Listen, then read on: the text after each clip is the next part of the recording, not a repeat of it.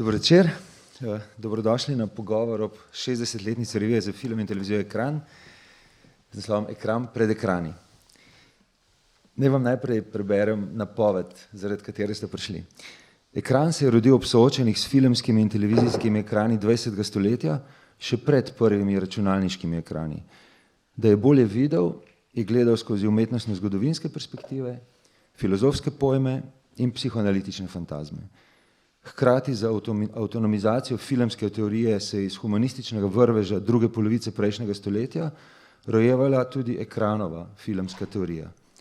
Za uredniki in urednicami, avtoricami in avtorji 6 desetletij bomo skušali odgovoriti na nekatero vprašanje, ki so nam jih v bistvu zastavili drugi. Zastavili so nam jih kuratorji letošnje jesenske filmske šole.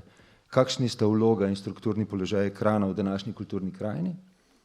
Ali ima revijalna filmska kritika v slovenskem širšem prostoru še svoj prostor, svoje mesto? In kako lahko filmska teorija še pomaga sooblikovati audiovizualno kulturo v 21. stoletju? Morda se bo, in to dodajam k kuratorjem, skozi različnost pogledov in spominov izkazali, da ni bilo več le ekranov z malo, ampak da je bilo tudi več ekranov z veliko. In da nekaterih ekranov ni več, nekaterih je pa več. Najlepša hvala vsem, ki ste prišli. Majda Šerca, nekdanja ministrica, poslanka, urednica, avtorica več kot 60 povečav in zelo pomembno retrospektive 5 udarcev Shaolina, omaž Hongkongu leta 1985. Anja Banko, filmski glas Radio Študent in zdaj asistentka urednika filmskega programa te kinoteke, ki je v jubilejni številki Ekrana ob 60-letnici naredila pogovor z Majdo, k kateremu se bomo še vrnili, in v spovednici priznala, da včasih pogleda Gospodarja prsta. Ana Šturm, aktualna glavna in odgovorna urednica Ekrana, v jubilejni številki pojasni, zakaj je Double Bill Rodrigueza in Tarantina pravo darilo za Ekranov rojstni dan. Simon Popak je danes direktor največjega slovenskega filmskega festivala ljubljanskega Lifa. Zdenko Vrlovc pa mu je pred 10 leti, ob 50-letnici Ekrana, pošteno pripisal, da je spravil Ekran v red po prejšnjem uredniku nekem Pelku. Vlado Škafar nam je poslal par besed z morja, ki jih bom prebral na točki, v kateri se nasled naleti nanj, številne zelo lepih besed. Zanimal nas bo ne samo kot sodelavec kinoteke in Ekrana, ampak tudi kot avtor Starega mostu iz leta 1998, filma Peterka leto odločitve iz 2003, ter dvojca Oča iz 2010 in Mama iz 2016.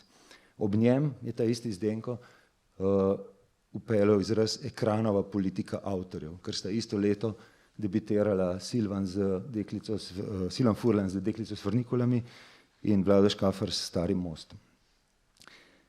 Marcel Štefančič, najbolj redni filmski kritik na Slovenskem, zato mu spravim redni profesor, avtor več kot 100 knjig in legendarni voditelj Studia City za odpovedano pogodbo, pa se nam bo, če bodo le vozne razmere to dopuščale, upam, pridružil na istem mestu in ob isti uri tukaj danes na poti iz Italije. Morda šele med Pariz Teksasom, ampak upam, da prej, ker imam tudi zanj pripravljenih par vprašanj. To je bil cel setup od 7 vabljenih, nas je danes tukaj 5. Moja naloga pa, da moderiram to zgodbo. Najprej hvala vsem, da ste se odzvali.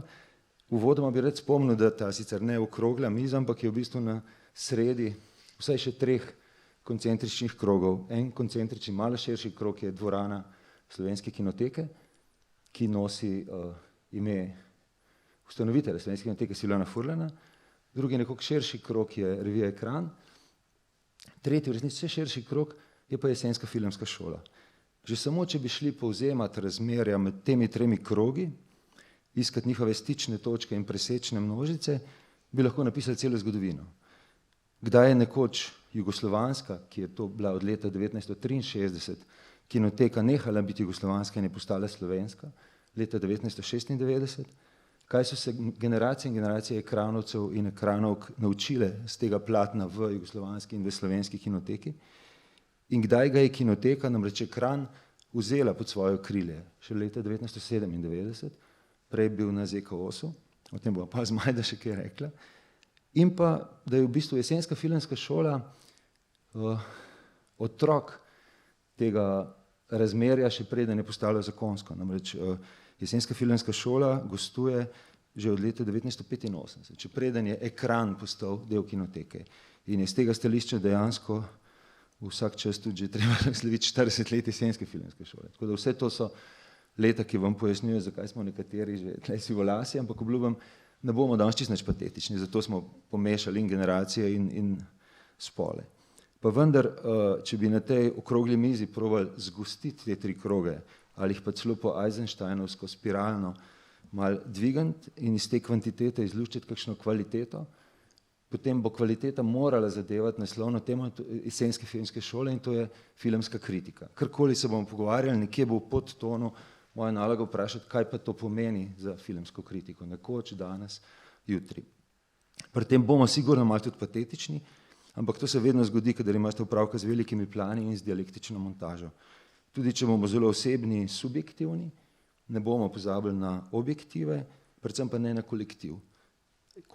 In to je moja uvodna poanta, da so čisto vsa druženja v uredništvu ekrana, v kinotečni druščini, v jesenskih šolah v resnici vedno bila rojenja in rojevanja kolektivov. Ne množic, v smislu mas, še manj moštev, v smislu, bi rekel, nekih moških združb, ampak mnoštev, multitud. In če bomo torej govorili o kritiki, se bo po moje skozi to izkazalo tudi, da je bilo teh multitud kar nekaj v teh 60 letih. Ampak jaz bi, če dovolite, začel z ekranom danes. Zato sem posedil najprej zraven sebe Ano, ker me zanima, kakšno je danes po vendrsko skoraj rečeno stanje stvari z ekranom. Ampak čisto konkretno, koliko vas je, koliko denarja na leto dobite, kako je z udeležbo na festivalih, kako lovite ritem izhajanja, kakšno je razmerje med dosegom tiskane izdaje in spletnih objav. Ja, začnemo torej z zelo konkretnimi stvarmi.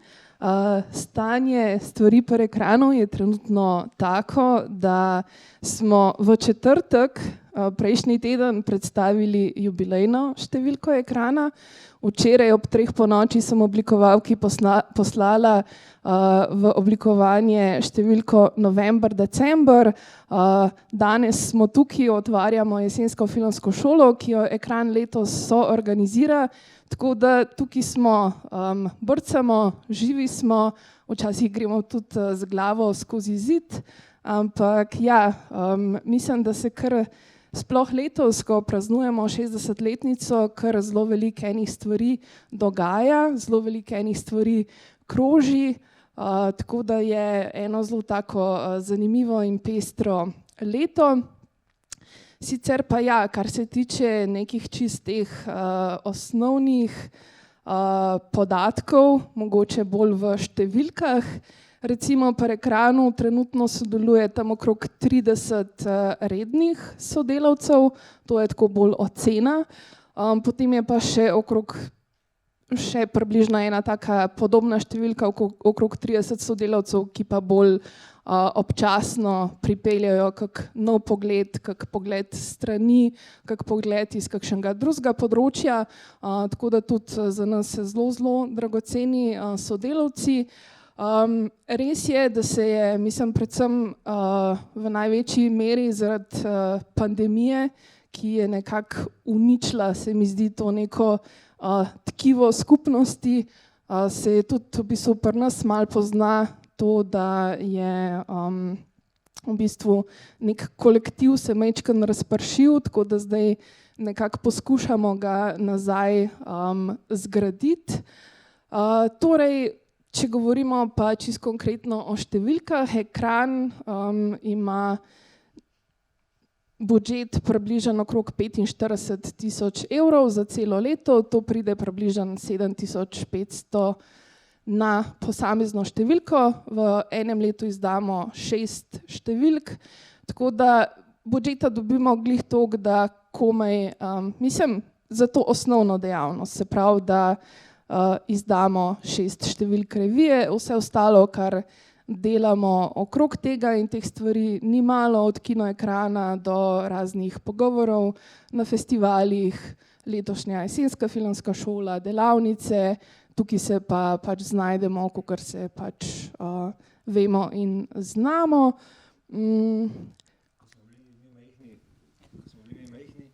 Pa pa smo hodili na festivale, tiste, kjer so nas povabili, so oni vse plačali. Te veliki so hodili v Benetke, pa v Cannes, pa v Berlin, mi z Martinom so šla pa v Pesaro, pa v Pordenone, pa tako, ki smo, Italijani so bili zelo radodani. Kako je danes to situacija? Ja, danes dejansko zelo redki festivali so, ki še plačujejo nočitve. Ponavadi, če imaš srečo, seveda dobiš akreditacijo, vse ostalo pa si moraš kriti sam. To je zdaj posebej postalo evidentno na velikih festivalih, ki jih pač oblegajo novinarji, tako da si pač lahko privoščijo to, da ne plačujejo več teh, zaradi tega, ker vejo, da bodo novinarji v vsakem primeru prišli in o tem poročali. Zato pri ekranu veliko več v bistvu hodimo in poročamo tudi z manjših festivalov. Imamo našega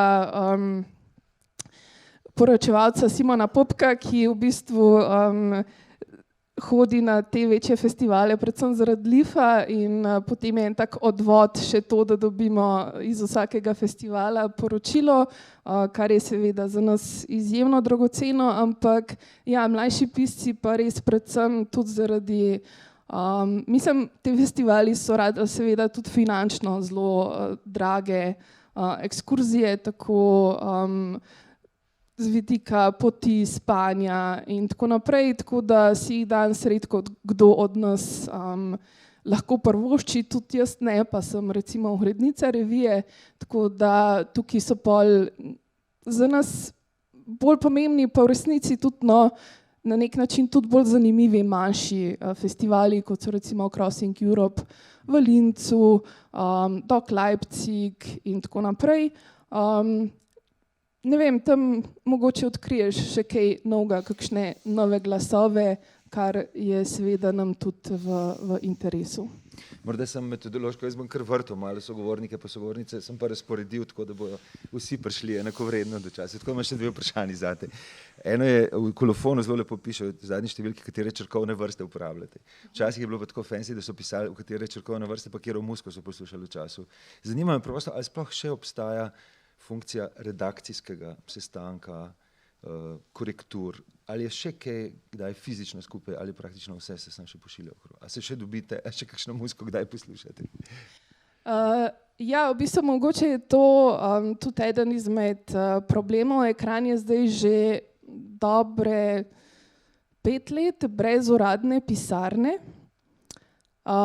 ker prejšnji urednik Ciril Oberstar nekako ni uporabljal veliko tega, tako da smo v bistvu prostore, ki jih je imel ekran na Metelkovi 6, so takrat v bistvu oddali.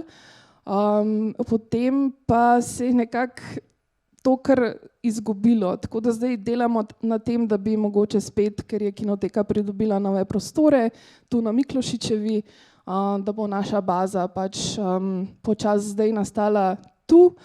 Tako da jaz upam, da bo to tudi veliko pripomoglo k temu, da se nazaj začnemo malo bolj redno dobivati. Je pa res, da eno tako stičišče tega srečevanja so seveda tudi festivali, ki so bili tudi v zadnjih 2 letih precej okrnjeni, tako da imamo tukaj spet eno to razpršitev, ki se je zgodila. Je pa tako, da imamo še vedno uredniške sestanke, je pa samo snovanje ekrana dejansko postalo zelo one man band oziroma one woman band, ampak se trudimo oziroma je to v načrtu, da to poskušamo spremeniti, ker seveda to za sabo potegne tudi neka finančna sredstva, ne. Ti za neko delo ljudem seveda moraš tudi plačati, teh sredstev pa trenutno nimamo, ampak je pa v načrtu, da se tega zelo resno lotimo v letošnjem letu. Je pa tako, da ja, ekran je dobil se pravi v začetku tega leta novo oblikovalko, ki je vsaj meni osebno res super in se ji zahvaljujem za to delo. In v bistvu eden mojih najljubših trenutkov je, ko je ekran postavljen in mi dve delava zadnje korekture, ko grem jaz do nje in skupaj preživiva en res čudovit večer, tako da mislim, da se kar pozna ta dinamika, no, oziroma ta stik z, ja, ja, tako. Zadnje vprašanje v tem krogu, ker je ena od lepših stvari, ki smo delali, in to bo Majda se bo spomnila, so bile fototeke. Ekran je imel, vedno bi rekel, fotografije in potem je seveda vprašanje izbora fotografij za opremo in seveda tudi tega, kako do teh fotografij prideš z upoštevanjem avtorskimi pravicami. A je danes vse to digitalno ali imate še zmeraj kje fajle, bi rekel, ali so to še mape kje? In koliko je težko ali lahko danes do tega pride, če nisi odvisen samo od producentskih paketkov? Ja, v bistvu je to eden mojih najljubših delov delanja ekrana, jaz temu posvetim kar veliko časa. Je pa res, da je danes več ali manj je vse digitalno, no. Tako včasih si lahko privoščimo, pa dejansko pokličemo tudi koga, da pride koga fotografirati, tako kot smo zdaj poklicali Matjaža Rušta, da je naredil portrete Slavoja Žižka in pa Žige Brdnika, ki dobi novembra Ekranovo priznanje. Seveda tukaj se mi zdi, je treba biti kar zelo iznajdljiv, no. Predvsem recimo za določene teme, ki jih je kar težko fotografsko opremiti, recimo taka je bila v tem ekranu tema o televiziji, tako da jaz sem pol na Instagramu nekje videla ene fotografije, ki so se mi zdele, da bi bile mogoče primerne in sem kontaktirala Gašperja Lešnika in je bil seveda, hvala Bogu, zelo navdušen, da bomo objavili njegove fotografije, ni zahteval nobenega honorarja za to, tako da še vedno so ljudje, ki res radi pomagajo, ki jim to veliko pomeni, no, tako da je kar izziv, predvsem najti fotografije filmov iz 90-ih let, pa predvsem fotografije slovenskih filmov, ki se jih absolutno ne da dobiti, tako da včasih je to kar en zelo velik izziv. Najlepša hvala.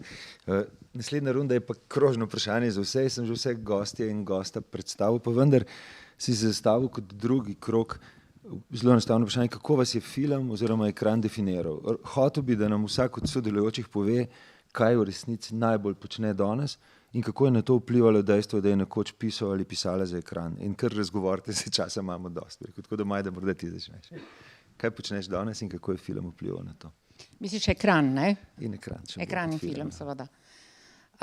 Ja, to ni bila zgodba nedolžnosti brez zaščite, zagotovo, ne? Zaradi tega, ker v bistvu je ekran v gromozanski miri vplival na to, kaj sem kasneje počela v življenju, tako rekoč do danes, kot tudi, če kakšno stvar napišem za ekran. Zakaj je toliko determiniral? Namreč pri ekranu, kjer sem bila v mogoče malo boljših pogojih, kot ste vi danes, res nas je bilo manj žensk ali tako rekoč nič, ampak takrat je ekran, se pravi v 80-ih letih, imel možnost polovične zaposlitve, zdaj jo nima, ne? Skratka, jaz sem tako bila pol službe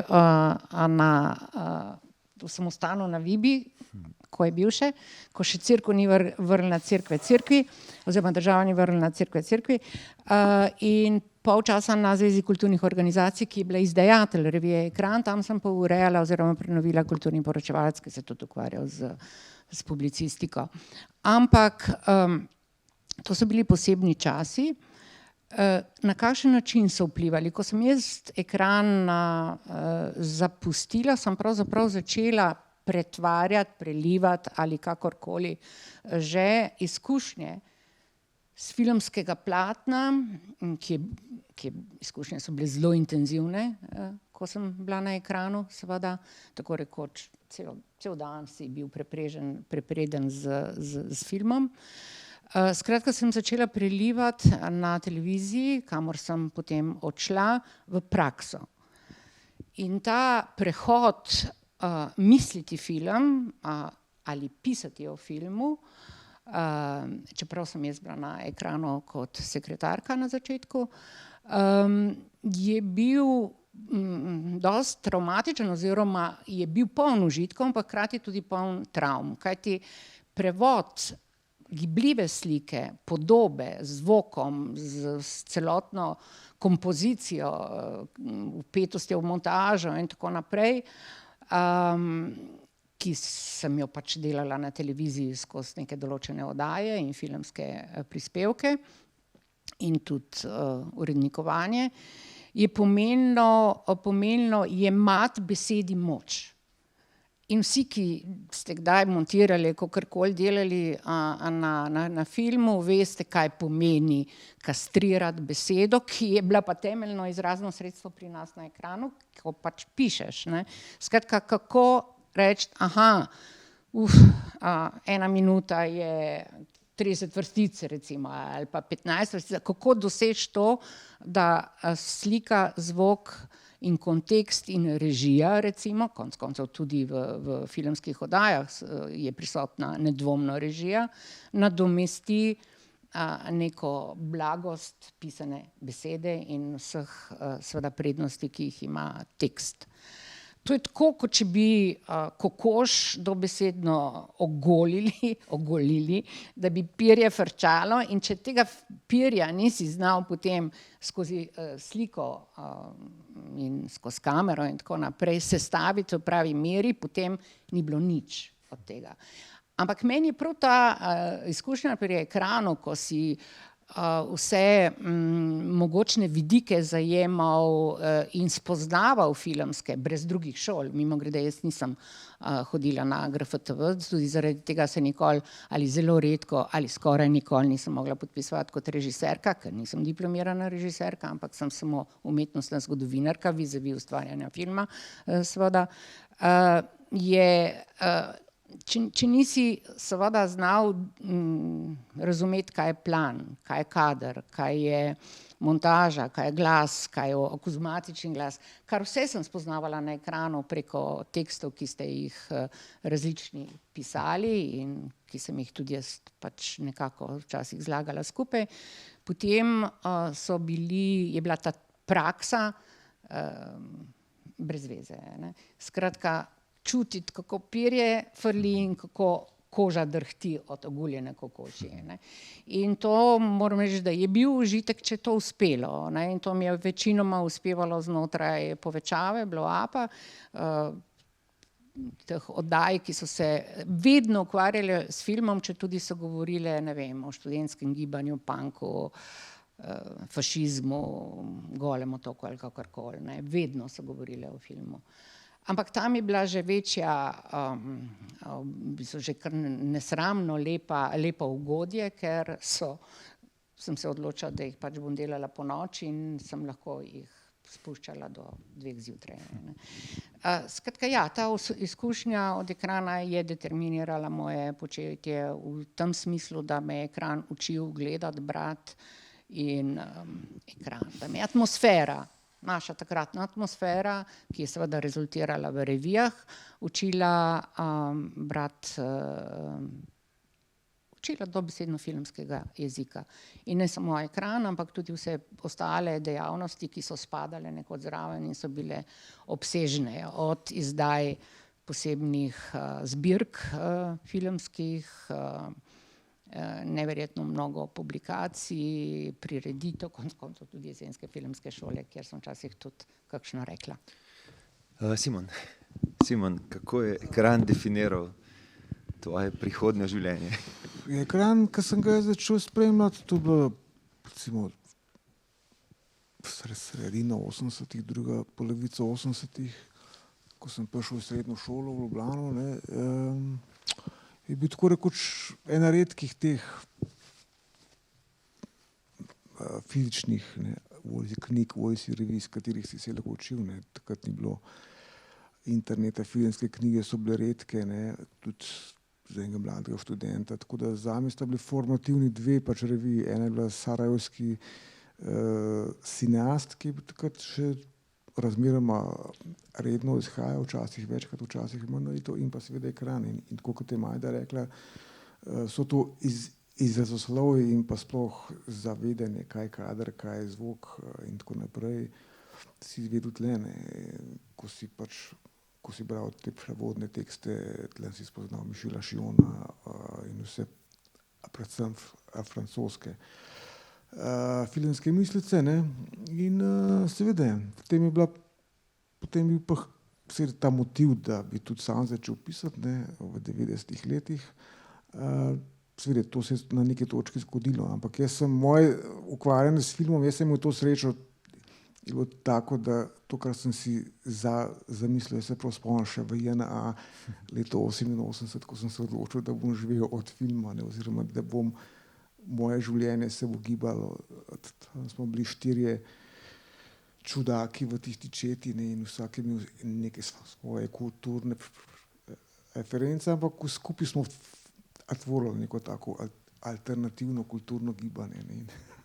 Skratka, jaz sem takrat rekel, jaz se bom s filmom ukvarjal ne nujno, da jih bom snemal, čeprav je bila tudi neko obdobje ta želja. V bistvu sem potem posnel 2 amaterska filma v začetku 90-ih, ki so jih redko videli, ampak dobro. Hočem reči, moja želja je bila vedno, da je pisanje samo podaljšek tega, da jaz sem si veliko bolj želel vedno prikazovati filme, ne, tako da recimo še posebej potem, ko smo prišli na neki točki na ekranu, ko smo mi to prevzeli, ne samo jaz, ampak tudi pač kolegi tukaj, da manjka Vlado Škafar, Andrej Šprah je v publiki in še mnogi drugi, no. Ta mlada generacija, ki je nekako negirala starejšo iz 80-ih let, oziroma jo hotela, kar mislim, da je prav, pač vsaka nova generacija, mislim, da bi mogla nekako skritizirati staro, je pač vedeti, da vi ste, ne. Vaš čas se menil, jaz imam eno tako barvito zgodovino teh prepirov, predvsem z Zdenkom Vrdlovcem in pa Silnom Furlanom, ampak to mogoče za neko drugo debato. Skratka, jaz sem imel to srečo, da sem vedno lahko prikazoval filme, o katerih sem pisal, oziroma, ne, in to je moje to prikazovalska kariera se je začela že pred 20 letih. Takrat so bile blazno v modi te lokalne TV postaje po celi Sloveniji, ne. Jaz kot človek iz Kamnika bil v TV postaji Impuls, ne, in tam sem že, ko sem bil star 20 let, vsak dan v tednu sem jaz imel nalogo, da zavrtim film. To je Janez Pirš je takrat on to postavil, to TV postajo, novinar RTV-ja, in me je povabil, ker sem bila soseda in najboljša prijatelja z njegovim sinom. Skratka, takrat je začelo to moje udejstvovanje. Potem sem zašel v ta krog kinoteke, ekrana, mislim, oziroma še ne formirane kinoteke, to okrog leta 92-93, takrat so me povabili, to bo še na Slovenskem gledališkem in filmskem muzeju, ko smo vrteli z videokaset. Takrat sem jaz potem nasledil Marija Pančero in potem, ko so te fante se začeli ukvarjati s kinoteko, Vlado, Denis Valič in ostali, sem jaz vrtel tlele par let seveda iz videokaset. In to se mi zdaj vedno, jaz sem seveda hotel vrteti filme, o katerih sem mislil, da nihče nič ne ve tle. In seveda, in to sem tudi čutil potem, ko smo bili na ekranu, ne, v 90-ih. Mi smo imeli pač ta privilegij, seveda, da smo sprva seveda večinoma še na lastne stroške, pač smo hodili po festivalih in seveda meni se je vedno zdelo malo, kaj si mora misliti bralec na oni strani. Mi pišemo tle o nekih filmih iz tretjega sveta, Azijcih, Južnoameričanih, ne vem kaj, ne. Jaz sem si predstavljal, da to mora biti blazno dolgočasno ali pa nezanimivo nekomu, seveda, in tako da moja želja je bila vedno čim prej na kakršenkoli način že te filme sem prepeljati, ne. Se mi zdi, da potem je to naredilo polni krog, to pisanje, ne. Skratka, da najprej opozoriš s pisanjem, potem pa seveda, če se le da sam oziroma s pomočjo drugih, ta film sem prepeljal. In to se potem seveda nadaljevalo, potem sem bil na RTV Slovenija, 7 let sem programiral filme, filmske redakcije in potem zdaj nazadnje pač presedlal, ne, na Cankarjev dom in pa festival dokumentarnega filma in Lift. Tako da seveda ekran je bil pa seveda skozi ta centralna preokupacija in v teh naših časih, skratka od neke sredine 90-ih let pa pol približno 10 let, kolikor sem jaz urednikov, smo dejansko to smo hoteli nadgraditi, ne, seveda ne glede na to, da smo počeli vse ostale stvari, kar je ekran počel skozi vso zgodovino, ampak še posebej z Vlautom so bila takrat zelo dost agresivna, če rečem, do Jelke Strgel, takratne šefice, takrat še film Artfest bil, ni bil še Lif je postal leta 97, ne, smo skozi svoji usilevala svoje vizije nekaj in takrat smo imeli celo par let ekranove perspektive na Lifu, ne, torej bile so te uradne perspektive, pač ta tekmovanje, mi smo seveda, mi dva so to prepeljala noter, ne, potem še ekranove perspektive, če da njen program je preveč mainstream, ne, da mi vemo, kva je, ne, da prav. Skratka, in tako da ta ekran je bil skozi nekak sopotnik moj, ne, tako da jaz ga vidim kot sopotnik na tej moji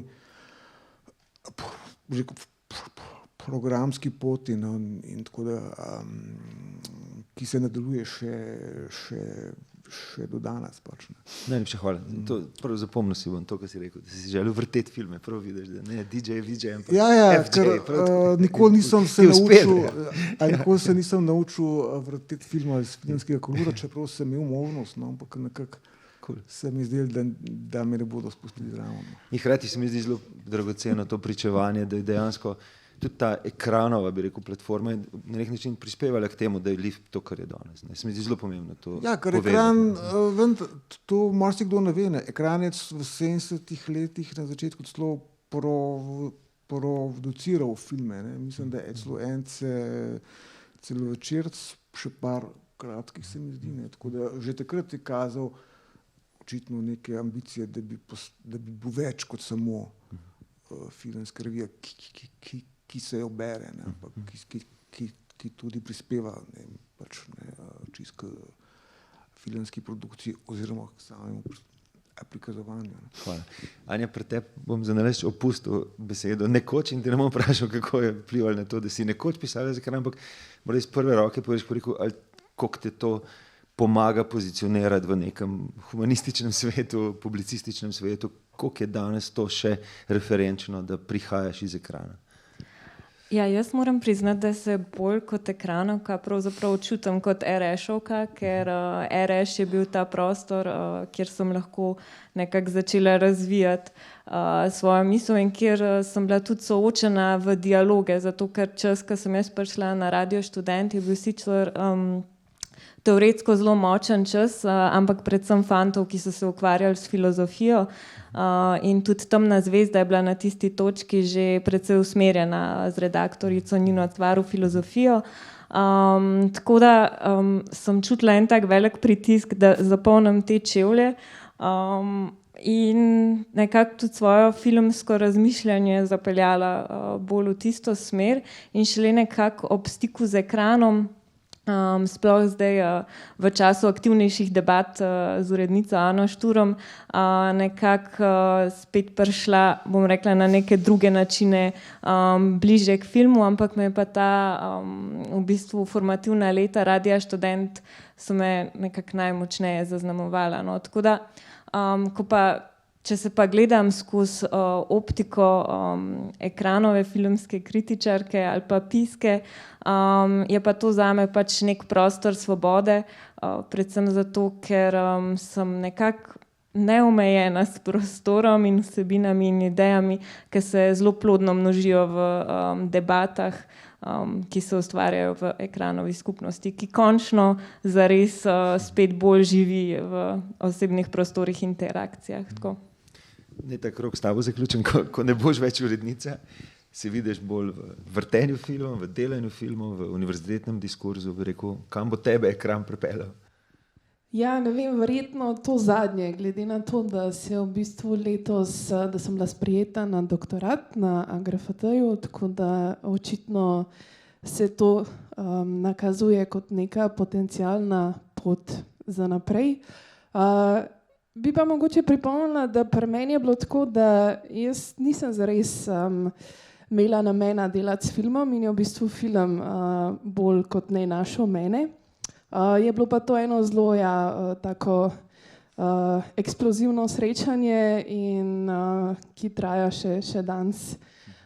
Dejansko ko sem se vračala iz Bristola, kjer sem bila na študijski izmenjavi, sem v bistvu čakala na letališču na prtljago in me je klicala Bojana Bregar, da ona bi pa zdaj res rada zaključila študij in če bi jaz prišla namestnje delati v kinoteko, v kinotečni klub, in mislim, da je bil to ta glavni push, ki se je zgodil. No. Tako da, Iz to, Bristola v kinoteko. Ja. Ne bomo šli skozi celo zgodovino, ampak vendar se zdaj nalašč vrnemo v čas, ki se ga je že v resnici tudi Darko v uvodnem oziroma v predavanju dotaknil. Če preletimo 60. in 70. leta, vidimo v bistvu en preplet zelo različnih disciplin. Ne? Umetnostne zgodovine, recimo Mikuža, Brejca, antropologije, če rečem širše, sociologije Močnika, Rotarja, Vogrinca, filozofije z Dolarjem, Žižkom, in tudi sami ekranovci, kot so Vrdlovec, Furlan, Dolmark, se različno znajdejo med različnimi veri. Furlan se mi zdaj bolj komparativist, Dolmark bolj kunski historik, Vrdlovec bolj filozof. Majda, ti si vse te fante in punce takrat v živo videla in me zanima, ali se je ta preplet disciplin dejansko tudi čutil v delu redakcije. Ali je bila to banda z filozofske fakultete, ali so bili to Pirjevčevi, Menaševi iz Sapience. Zanima me ta bi rekel, duh časa takrat, recimo. Ampak to prepletanje disciplin je normalno, je popolnoma logično, mogoče se pojavi kot malo začudujoče zaradi tega, ker je filmska umetnost recimo zadnja ali mlajša ali novejša in ni imela še toliko kilometrine, tudi v teoriji, tudi v kritiki, in so bili predvsem fantje, pri filmu sicer moram poudariti z veliko izjemo dame, no, več jih je bilo, ampak zagotovo Rape Šuklje kot prve dame. In so vsaj ti, ki so se ukvarjali z literaturo, bili zelo suvereni tudi kritiki, ne, pisati za film, potem je bil korak nekje logičen, ne, zraven, ne.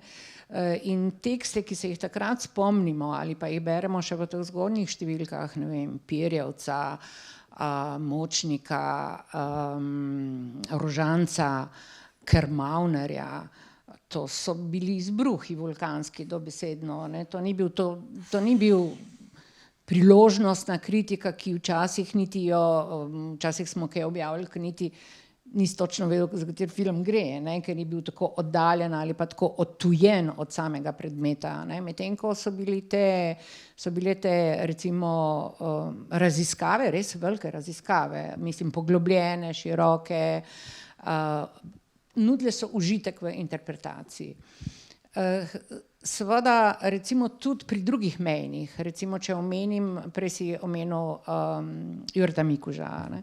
Tekst, kaj je bil Podoba roke, tekst, ki ga je on napisal ob Grossmanovih kipih, ne, oziroma Fritzu Langu, ki je v Sloveniji, vemo, ustvarjal te kipe in ki so sočasno išle in bile predstavljene ob tudi Grossmanovemu prvih metrih slovenskega filma in o odkritju teh njegovih kipov. Ta knjižica je še danes antologijska, ne. Recimo, kako je umetnostni zgodovinar, seveda razgledan Jure Mikuž, ki seveda je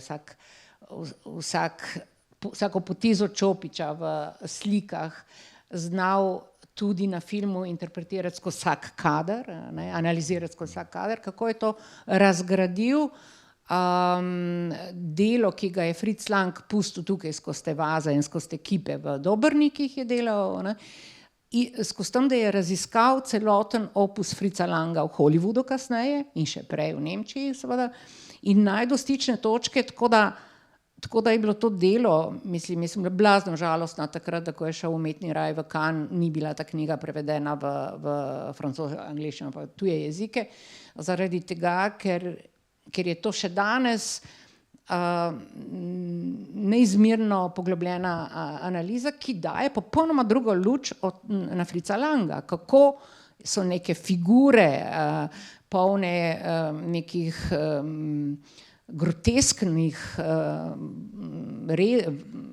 podob, kako so te bile prisotne, potem ko je on izkusil ta slovenski prostor, tudi v kasnejših hollywoodskih filmih. No, hočem reči, te povezave seveda so neverjetno lahko bogate in to na vseh področjih. Lahko tudi arhitekturo interpretiraš skozi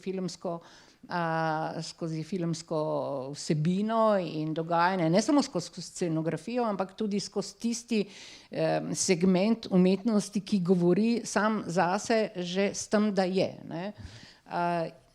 Pravzaprav za vse, ne, da ne govorimo o glasbi, zvoku in tako naprej. Ne. Če sem še malo v tistem času ostaneva, po eni strani so Goričani prenašali recimo italijanske vere, ne, in teoretske in publicistične, omenjajo že bilo, da je bila seveda navezava s Parizom, tudi zato, ker so se študenti vračali. Kaj pa anglosaksonski pa germanski svet? A je v tistem času imel nek vpliv na teoretski, mogoče prej, kot je danes Darko že lepo vse to razložil in bistveno bolj vešče, kot lahko to jaz naredim. Nedvomno je imel prednost tukaj francoski prostor, že takrat, že v 70-ih, kaj je de cinema in vse, kar pač se je okrog njih dogajalo, ampak nemški v času novega nemškega filma, seveda, ne, z Haufom, Fassbinderjem in to, takrat se je prevajalo bistveno več in seveda tudi več tega študiralo. Se v bistvu skozi prevode, ne, smo dobivali marsikatero znanje, ki je bilo logično, da je drugje po svetu bilo prisotno in pri nas manj in se je šele razvijalo. Ampak moram pa priznati, da marsikdaj potem kasneje, če si primerjal kakšen tuj tekst z ne samo filmskimi kritikami ali pa prej mogoče z filmsko teorijo, je bil absolutno suveren s tujimi teksti, ki jih poznamo, ne vem, tudi ki so bili objavljeni v Kajeju. Mnogo vas je med vami, ki ste to zelo suvereno razvijali. Anglosaksonski prostor ni bil tako viden, nedvomno je vedno prednjačil francoski prostor v slovenskem miljeju, vsaj zame. No, pol pa jasno tudi azijski, kitajski. Zdaj pride del, ki bi ga zastavil Marcelu, če bi sedel tam na tistem stolu, ampak bom namesto njega oddelal ta del zgodovine, ki pa dejansko bi mu lahko rekli dominacija psihoanalize in je seveda temeljno povezan z imenom Slavoja Žižka. Zdaj, na prvi jesenski filmski šoli leta 1985 je imel Marcel že predavanje Na zvezdah je svet, na zvezdah je bogatstvo žanrskega, ker je takrat magistriral iz Montaigna in je povezoval Jamesa Bonda, Hollywood in formo eseja. Slavoj pa je takrat predaval o Hitchcockovskem travelingu in nekaterih z njim povezanih zadevah. V resnici je tako kot zelo nazorno v tejle uvodni zgodovini, ki je v 50-letnici šla Zdena Vrdlovc povzame, kako se je ekran razvijal, je bil to v bistvu že tretji udor Žižka, če tako rečem, v ekranovsko telo. O prvem govori in ga prizna v intervjuju tokrat Ivani Novakovi za ekran in gre za nepodpisan tekst iz leta 1967 o Renejevem lani v Marienbadu. Zdene Vrdlovci pa v tisti antologiji v 50-letnici našel pa, da je tega istega leta 67 pisal tako o Bergmanu kot o Antonioniju Žižek. Pisal je o Povečavi in pisal je o Sedmem pečatu. To je bilo vse leta 67.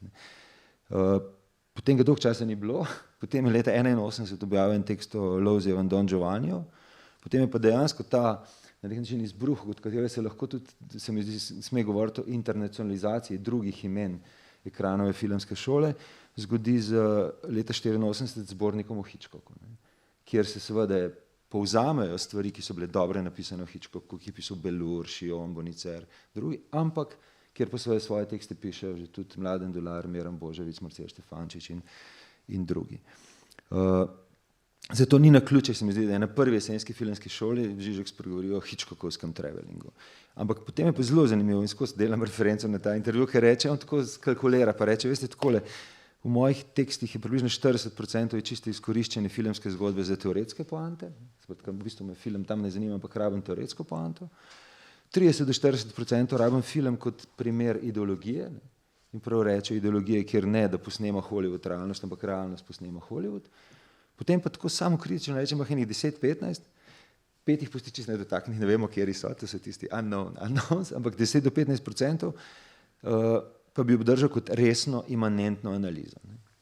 In to mi je bilo zelo zanimivo intervju razbrati, ker na nek način Preslavu je ponovadi velja, obstajajo resne filozofske knjige in obstajajo, bi rekel, publicistični zborniki, ki se objavljajo po svetu in potem v knjigah. Torej, priznava sam pri sebi določen del resne imanentne filmske analize. In če pogledamo nazaj, vidimo, da so jo bili deležni Hitchcock, Kislovski, Rossellini, Matrica, cela serija Matrice. Da imamo torej določene avtorje, ki se jih ne sramuje, tako kot le pravi, da se sramuje tega, kar je pisal o Reneju, ampak imamo res, bi rekel, avtorje, ki so bili deležni njegove resne imanentne analize. Tisto, kar je meni zanimivo, je, da seveda se ta vpliv Žižka na filmsko svetovno teorijo širi tudi z drugima dvema članoma trojke, z Alenko Zupančič in z Mladenom Dolarjem. Z Mladenom že tudi takrat v času Hitchcocka. Alenka je recimo nedavno upozorila, da je, koliko je pomembno gledati Don't Look Up, ne zviška, ampak bi rekel iz oči v oči. Skratka, zdi se mi, da je ta od takrat nekje, se pravi od srede 84-85, lahko govorimo o tem, da je dejansko psihoanaliza zadominirala med drugimi teoretskimi smermi, ki so vstopale, in tle vidim neposredno povezavo s tem, da je takrat recimo Bonicer objavil, bi rekel, Slepo polje, da so pisali o pogledu in oglasu kot dveh privilegiranih objektih teoretske psihoanalize. Simon, imamo pod vprašanje zate v zvezi s tem. A se ti kdaj zgodi, da ko komuniciraš z avtorji ali pa s producenti za Ljubljanski filmski festival, ti kot referenca nastopi to, da si iz Žižek Town, da je tukaj slaviti. A ti je to kdaj prav prišlo? Tukaj je samo biznis tega. Žal. Ne, mislim, jaz sem pač pri oblikovanju festivalov imam upravka s prodajnimi agenti. O Žižku seveda vejo neki potem ustvarjalci, ki pridejo v Ljubljano, tukaj seveda pade besede za gotovo, ne, ampak v samem tem procesu festivala pa seveda ne. Mislim v samem procesu nabiranja filmov pa ne. A je bilo težko Slave prepričati za intervju zdaj ob 60-letnici? Ker mi ga danes namenoma nismo vabili, zato da še drugi pridemo do besede. To bi bilo vprašanje za Ivano Novak, ker se je ona direktno pogovarjala z njim.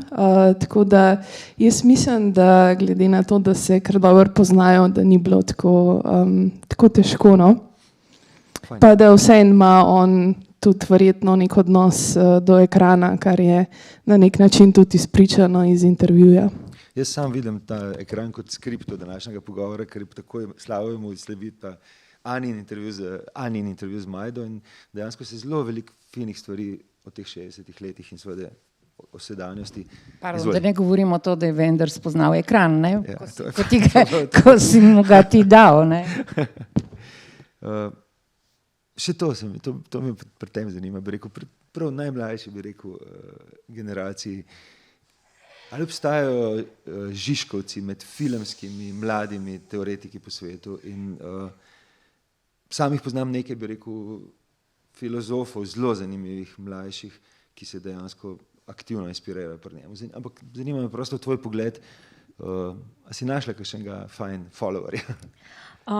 Jaz moram priznati, da Žižka v filmski teoriji in filmskem svetu kar preprosto malo ignoriram. Mogoče je to tudi posledica te RŠ-ovskega okolja, kjer smo na tisti točki, kjer smo vstopala v diskurze, enostavno obplul to in se posvečali pač drugim vprašanjem, ki se nam zdela ali pa se nam zdijo še vedno aktualna, drugim pristopom. Recimo mene osebno je bolj zanimala fenomenologija filma ali pa neki sociološki pristopi, ki se zanimajo za kontekst in iskanja pogleda drugega na pač drugačen način, recimo skozi neke študije spola, ne nazadnje tudi z Jordanom Peelom, nekim vznikom tega pogleda drugega, pač razpiranja pokrajin, ki se, bom rekla, mogoče otepajo velikih besed generacije pred nami. Dragoceno, ok, hvala. Francozi napišejo v naslednjem krogu. Ravno zato, ker se mi zdi, da bi na primeru povezav s Kaedi Cinema lahko pokazali, kako je ekran na določeni točki šel od publicistike v založništvo, dobesedno v založništvo in po zgledu, bi rekel, založbe Kaedi Cinema, ki je imela eseje, avtorje, malo knjižnico in pedagoške knjige, so se začeli ne samo prevodi, ampak dejansko tudi izvirno založništvo. Meni se zdi zelo indikativen podatek, da je prvi zvezek sploh v famozni zbirki Studia Humanitatis bilo Slepo polje. Prevod Pascala Bonicerja izpod računalnika Zdeneta Vrdlovca in Marcela Štefančiča. Se pravi, ko danes pogledate tisto veliko, dolgo, zeleno zbirko na vaših policah, je vedno pod številka 1 je Slepo polje. In se mi zdi to neka gesta, ki je bila zelo drzna takrat. Prvi zato, ker se je pojavil Bonicer v panteonu velikih avtorjev iz mnogih disciplin in drugi zato, ker je, se mi zdi, s tistim filmska teorija dobila še en dodaten push. Ti si sam že omenil Šiona, jaz bom kasneje zvečer uvajal Paris, Texas, bom upozoril na to, da je Paris, Texas iz istega leta, kot je Michel Šion napisal Glas v filmu, leta 1984. In se mi zdi, da takrat je kar vse skapadel. Bi rekel, Deleuze je napisal svoje, Šion je napisal svoje, in pa so se filmi kar drugače odprli. In zame je tako formativen, bi rekel, pa ravno Paris, Texas. Ne.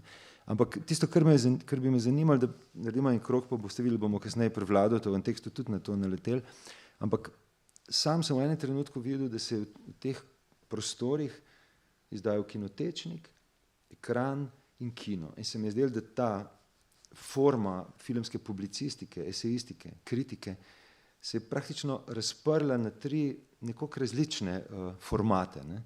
In me preprosto zanima, bi rekel, če delite to, vprašanje za vse, delite to mnenje, pa stališče z mano, da je v bistvu ekran uspel teorijo izvoziti v knjižne zbirke, v jesensko filmsko šolo, v koprodukcije z drugimi teoretskimi revijami in s tem na nek način zrelaksiral svoje strani in celo svoje mlajše brate kinotečnike, da so lahko nekoliko več pozornosti namenjali stilu, dobesedno, ker smo med besedami in podobami. Jaz, ko sem za nazaj zdaj listal ekrani, sem v enem trenutku zdel, kako lep jezik je bil v resnici to. So bili faze zelo hermetične, teoretske, ne? Ampak na neki točki tam po dol Marko Furlanu in v bistvu z mlajšimi generacijami, tle mi je vladal indikativen avtor, ne? Postanejo strašno pomembne besede, ki jih uporabljamo za film, ne vedno, da so konceptualno brezhibne, ampak da so dejansko same na sebi tudi ena vrsta leposlove. Ne vem, ali bi lahko en krog v zvezi s tem, kako je pisati v filmu in kako si, ali si talec forme, ne, ko si v eseju, kritiki, teoretskem spisu, ali v bistvu je to nek šarm žanra skoraj. Mogoče, Ani, prav s tabo začel, ker me zelo zanima, ko enkrat moraš, rekel, glas najprej v besedo dati. Ne. Zame si ti predvsem glas in zdaj kar enkrat.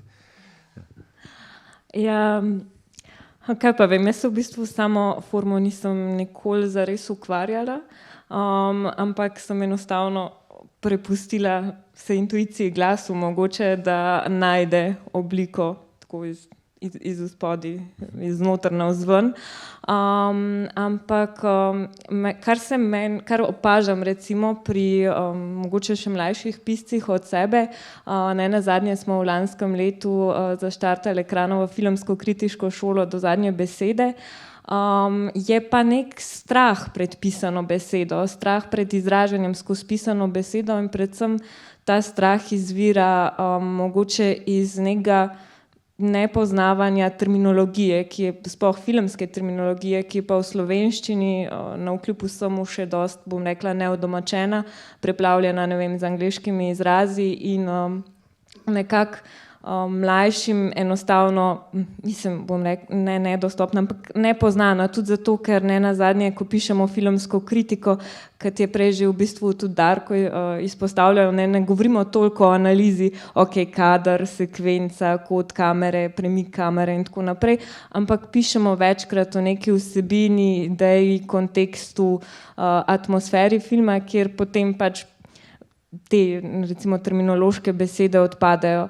Kar pa je mogoče še neka tak, bom rekla, mogoče niti ne problem, ampak neka nevralgična točka filmske kritike je pa to, da je večkrat podvržena ali pa se nekako podredi v bistvu drugim diskurzom, bodi si filozofiji, sociologiji, psihologiji, ker sicer naredi neke pač plodne razpone, razcvete, ampak včasih pač sam filmski medij enostavno zaduši v teh drugih, spet bom rekla, velikih besedah. Se ti za drugačen stil odločaš, ko pišeš eno kolumno za Delo ali pa eno kritiko ali pa tek za ekran, recimo?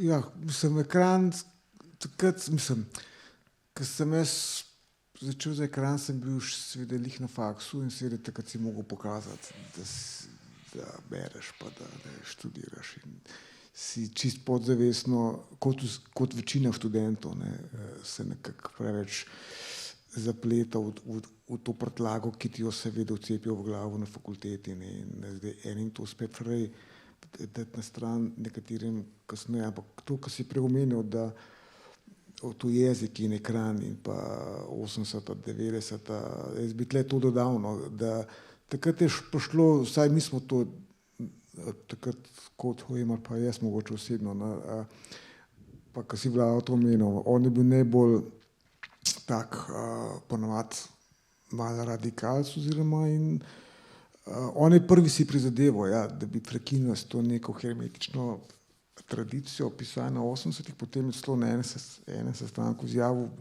precej ne bom rekel šokantno, ampak ja, za starejšo generacijo, češ da to 80-ih, kar so pisali, itak to je vse brez veze, ne, da zdaj bomo mi končno pisali o filmu, ne, torej kaj res. Ne, on je, mislim, takrat smo, jaz sem se deloma strinjal s tem, deloma ne, ker mislim, da so bili še vedno izjemni pisci v 80-ih in vse, ampak lahko sem se strinjal, da cela ta teoretična struja v 80-ih, da je imela nek filter pred sabo, ne, to, kar ponavadi smo, ne vem, kako je pisal o tem razmerju med platnom in pa gledalcem, kaj se je zgodil vmes, ne, takrat, to je Vlado se mi zdi takrat artikulirano, da imajo nek filter te pisci, kjer se seveda, kar se ujame na neke teoretske koncepte, potem to oni seveda so sposobni pisati, onstran tega pa ne. Zdaj se, mislim, mi smo bili tudi včasih malo nasramni takrat, pa smo povedali, torej, kot sem že prej rekel, ne, te našim očetom spiritualnim, ne. Tako da, meni se tudi zdelo, da včasih seveda je bil film calec teh teoretskih konceptov in da je občasno je to malo preveč hermetično, ne, vse skupaj, ampak naša tendenca je bila potem dejansko pol v 90-ih, da recimo v našem uredništvu, takrat je bil recimo edin Andrej Šprah je bil ta res, rekel, iz te hard linije, ne, recimo neka nadaljevanje te stare šole. Ostali smo bili bolj, se pravim, ne, torej Vlado je bil dejansko mogoče nekako tako, ne vem, če je srce pravo izraz, ampak on je najbolj navijal za to, da se piše o filmu kot, ne, in o filmu kot poeziji, kot neke emocije, ne, in tudi pač vsi te avtori, ki jih je on takrat fural naprej, ne, od Kislovskega do Kirstame, dejansko je iskal ta filmska gibanja in pa avtorje, ne, in tako da nekako smo bili sopotniki potem tega, ne, in seveda nekateri so še vedno absolutno pisali tudi močkam v stari, v te v slogu, rekel, prejšnjega časa, če se tako izrazim, ampak vendarle, ne, se pravim, takrat smo se mi malo bolj obrnili proti, nam se je zdelo, da moja zelo, ne vem, če bi to povedal, no, kaj je bilo nesramno takrat, ko sem razložil, ne, Silvanu Furlanu pa Zdenetu Brlovcu, v 80-ih letih, ne, če si hotel uspeti kot filmski teoretik, si mogel samo 5 filmov videti, ne, in ki si jih skozi lahko obračal, ne, se mi zdi, da ste mi to malo zamerili, takrat ste rekel, torej, mogo si videti Searchers Johna Forda, Blade Runnerja, Modri žamet Davida Lyncha in pa vsaj enega Hitchcocka ali pa dva, ne, ovo običajno bo to porično oko. To so bile take tako na pol najstniške nesramnosti, ampak mogoče je bilo zrno resnica, ampak no skratka, mi smo takrat, no potem v 90-ih nekako poskušali, ne, pač kino v 3D sveta, ne, ker takrat, mislim, dejansko niso veliko pisali, ne, o tem niti mogoče ni bilo možnosti in dejansko pride takrat, no, do te tudi na filmskih festivalih, kamor smo mi takrat hodili, ker vsi vemo, kaj se je dalo videti v naših kinih, ne, tekom 80-ih let, pa tudi v bistvu šele filmski festivali so potem res odprli to okno v svet, ne, in Film Art Fest in kasneje LIF, ne, torej. Veste, mi smo se en scenosled naprej pripravili in Simon ve, ker je njegovo naslednje vprašanje, ga je zdaj že ponudil, tako da zdaj ga ne bom vprašal.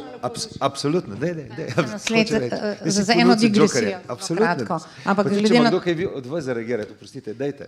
Glede na to, da smo se mogoče oddaleč zelo, ali pa zelo tudi sicer se redko dotaknemo vprašanja, kako pišejo, kako mislijo in kako ali delajo teorijo avtorji sami, ne, bi bilo moramo omeniti, da sem jaz zmeraj zelo občudovala enih par, samo ker vemo, da malo režiserjev je pisalo, ampak recimo v slovenskem prostoru je bil to nedvomno Klopčič, tudi edini človek, ki je tukaj bil aboniran, ne, v kinoteki stalno, ampak način, kako lahko piše ali govori o filmu in sami produkciji sam avtor, je lahko brutalen za tistega, ki je filmski kritik ali pa filmski teoretik, nedvomno.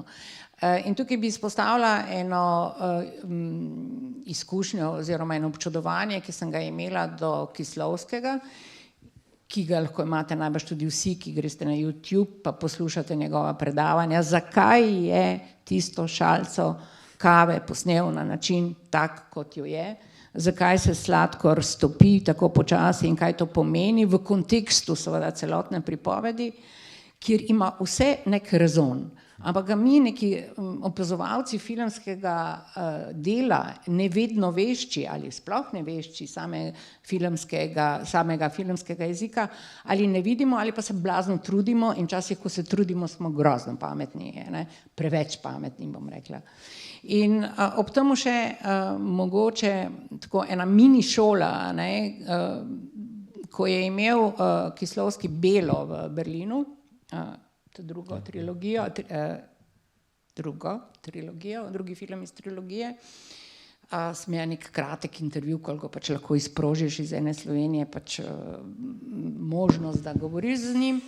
No, ampak je pristal na to in jaz sem hotela biti seveda pametna, ker kaj sem se videla tam v tej Beli, ne, pa zakaj je ta Bela, pa kaj to pomeni, ali je to Poljska, pa ona Francija, pa ona je liberalna, pa tam ni, pa mrak, pa sivina, pa megla, pa kaj je ta Bela, ne, mislim, rabo si en odgovor, ne.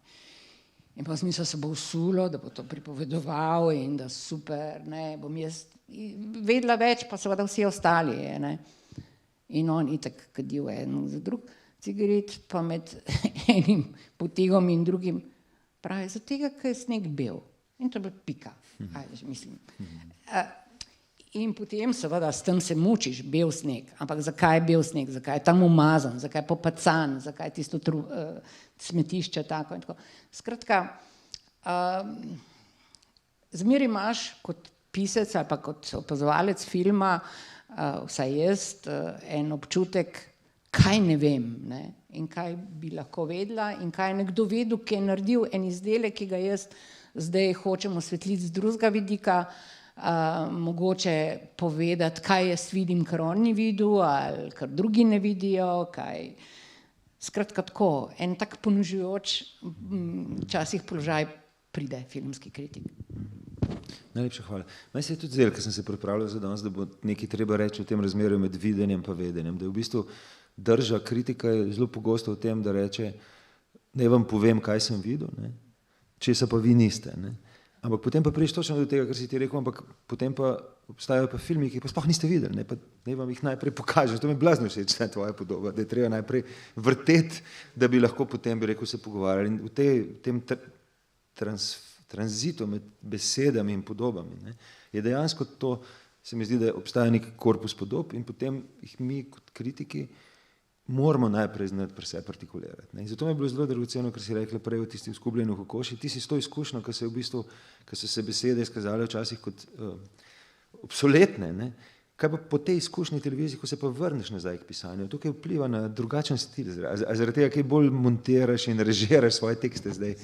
Vse vpliva zmeraj, in predvsem pa tako, pol pa si že želiš, da bi enkrat posnel to kokoš brez perja, brez kože, brez zvoka, ampak... Vprašanje glede žanrov ali pa pisanja, publicistike, kritike, teorije, sem hotel v bistvu napeljati do tega, da ugotovimo samo kritično, da v tisti fazi takrat pa je v resnici manjkal univerzitetni diskurs, v tisti recimo 80-ih začetih. In se je to vse čas štel kot ena vrste hiba, da so vsi drugi naskoki na inštitucije in na polja, od festivalov do knjig, do tega so uspeli, medtem ko bi rekel, ta univerzitetni pa ne. Danes je pa to drugače. Vi imate danes v svetu profesor Polona Petek, imate profesor Petra Stanković, v svetu revije Ekran. Ali je ta povezava med ekranovim pisanjem in med recimo univerzitetnim diskurzom, ki mu lahko rečemo tudi filmske študije, vpliva kako na pisanje v ekranu? A je zaradi tega morda lažje pride do mladih avtorjev, a je zaradi tega lažje pride do knjižnih objav? Preprosto me zanima, ali je to nek novum, nek bonus, ki se je s časom dogodil, ki ga takrat ni bilo.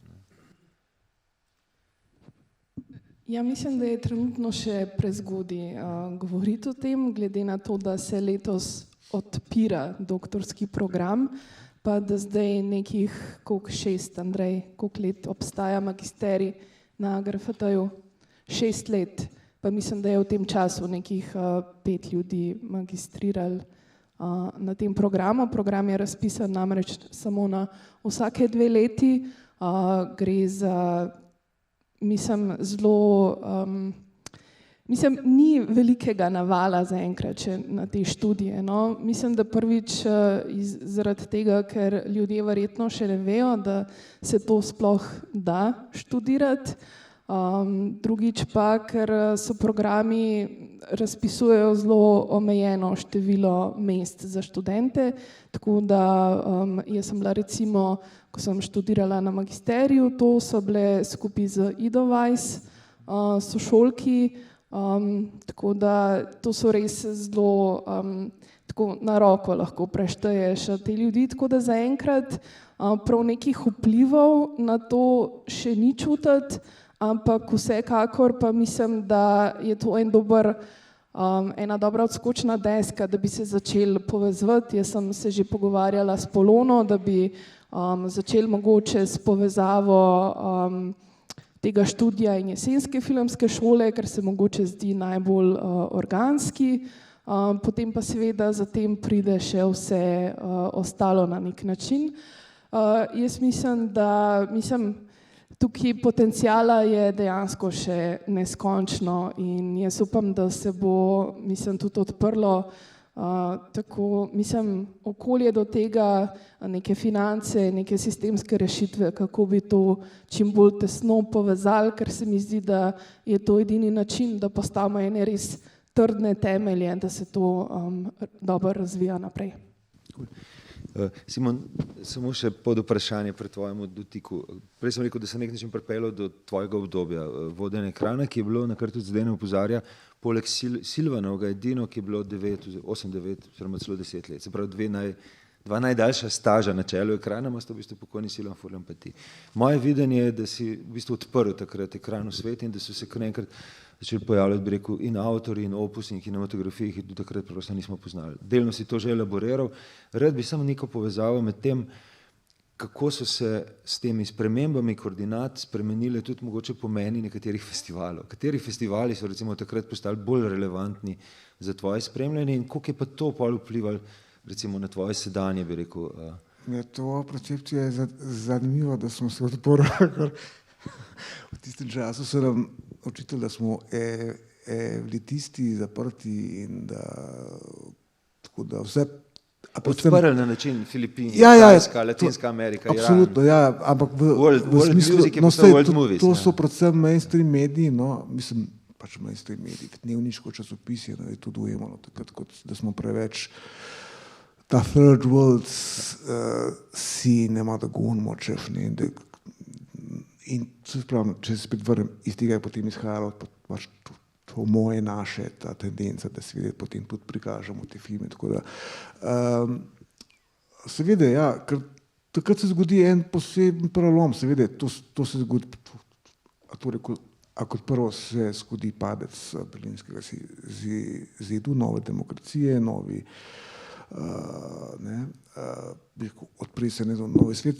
Predvsem pa dejansko takrat pridemo v to fazo, ko filmski festivali postanejo neka alternativna distribucijska metoda za pač ta zahtevnejši tip filma. Ne, in to velja še zdaj v 21. stoletju. Ne glede na te, da imamo tudi v Ljubljani seveda arthouse kina pa tako naprej. Nekako neka ta žila oziroma ta auftakt vsem filmom da dejansko filmske festivale. In zdaj seveda so festivali, ki so bolj mainstream, seveda te A-festivali, ki podpirajo predvsem te zadnje avtorske uspešnice, hollywoodski kvalitetni film. Seveda imaš pa potem celo plejado teh manjših festivalov ali pa tako imenovanih B-festivalov, začenši z Rotterdamom, Locarnom in tako dalje, ki dejansko promovirajo ta tip filma, ki ga največkrat ne bo potem v kinih. Tako da, in seveda temu smo mi takrat sledili, ker takrat se odpre se kitajski film, recimo v začetku 90-ih let, Uroš Restor je takrat, ki je bil sicer moja generacija, ampak je bil še pred mano, no. Tudi po ekranu je takrat za film Artfest je pripeljal leta 1993 to retrospektivo sodobnega kitajskega filma, ki se je takrat vrtel, ne. Predvsem na Berlinalu so se takrat vrteli film Jean Žimo je zmagal takrat z Rdečim klasem leta 1988 in tako dalje, odpre se tajvanski film in tako naprej in seveda potem Iranci, ne. In to je bil čist nek nov svet, to je bil za nas, kada smo leta 1492, ko pride Kolumb v novi svet, ne. In dejansko nismo imeli druge možnosti, ker to nas je dejansko takrat blazno zdrmalo, ne. In jaz sem bil takrat še nekako naklonjen ameriškemu neodvisnemu filmu, iz tega sem izhajal, ko sem začel, čeprav potem se je tudi ta Sundance estetika začela malo komercializirati, ne, tako da potem smo vsi nekako pristali, ali pa vsaj večina nas, ne, v tem bazenu, ne, mislim, ne, ker dejansko in potem se ta zgodba širi dalje s filmi, ki jih prikazujejo bodisi festivali, bodisi v kinoteki, ne, takrat številni fantje iz ekrana so bili del aktivne kinotečne ekipe, ne, in začnejo se te velike, ogromne, masivne retrospektive, ki si jih včasih lahko videl, ki si jih včasih lahko videl samo v francoski kinoteki ali pa kje v New Yorku, London. Jaz ljudem pravim, ne, tujcem, ko se poznamo iz Anglije, Američanom, če si v 90-ih letih živel v Ljubljani, si imel najboljšo kinoteko na svetu, verjetno, ne. Mislim, takrat se je dobesedno videlo vse, takrat se je videla od leta 1994, ko se je to začelo delati, pa tam recimo do 2005, ne. Vsaj jaz, ne, in mislim, da tudi cela moja generacija, da smo takrat videli stvari, ki jih sicer ne bi videli, ker takrat videokasete so prinašale en del teh največjih azijskih avtorjev, ampak ti nikoli nisi videl mehiškega Buñuela, recimo, leta 2000 smo imeli kompletno retrospektivo Buñuelov in tako dalje. No. Danes se mi zdi, da z pozicije direktora Lifa, da ima še enega najboljših pregledov na svetu. Kjer je zate trenutno najbolj propulzivna regija oziroma del sveta, ki te najbolj intrigira, motivira, bi jo rad pripeljal, bi šel pogledati, katere pričakuješ? To zelo niha. No. Vem, se ravno zato sprašujem. Težko bi rekel, mislim, letos imamo, zdaj bom reklamiral Lifto. Letos imamo kosovski film sodobni, kjer prihaja do enega zanimivega fenomena v tej res zadrto patriarhalni v družbi, v bistvu film je režiral samo ženske, ne?